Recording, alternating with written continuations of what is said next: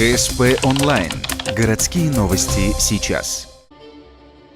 Суббота, Водный дворец культуры. Ближе к вечеру здесь наметился ни много ни мало дебют.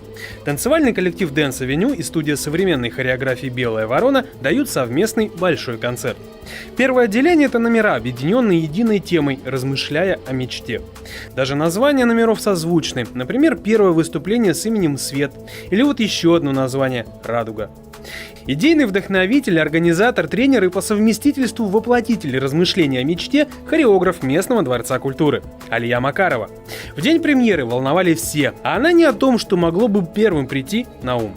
Самое сложное для меня было свет, звук, наверное, потому что хореография, средства, если ты обладаешь ими, то ты их сможешь применить. А свет, звук – это что-то вообще космическое. Даже 2 недели назад у меня такой нервяк был, что как это все будет, будет ли звук, будет ли свет.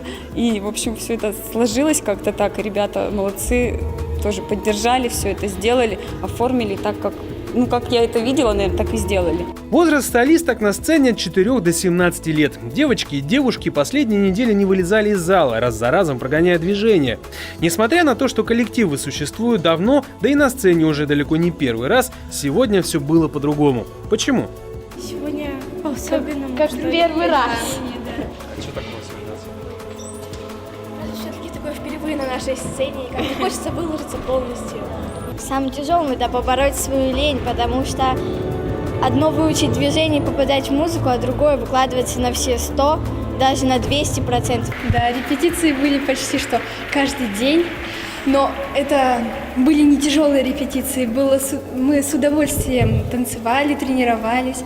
Если первое отделение это были в общем-то уже изученные номера, то второй эксперимент. 2 коллектива решили поставить хореографический спектакль «Быть собой». Основа постановки – притча о белой вороне, которую так и не смогли принять сородичи, но она сохранила свое «я». Идея созревала в уме хореографа почти 2 года, а уже придуманный спектакль репетировали более 3 месяцев с сентября. Совокупность элементов свободной пластики, света, звука по замыслу авторов должны создавать особенный сплав.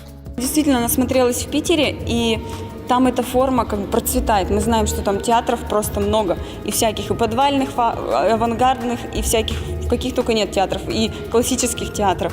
И это очень интересно, потому что в Ухте это особо, хореографический театр не развит. И это очень интересно для меня. То, что вот хотелось эту нишу как-то развивать, начать. Отдельного упоминания, на мой взгляд, заслуживает подборка музыки. То ли в силу тематики номеров, то ли молодости хореографа, композиции не раз порадовали незаезженностью и в каком-то смысле новизной.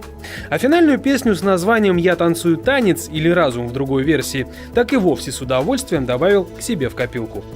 Итак, дебют пройден. На следующий год танцевальные коллективы обещают не сдавать позиций и придумать что-то еще более интересное.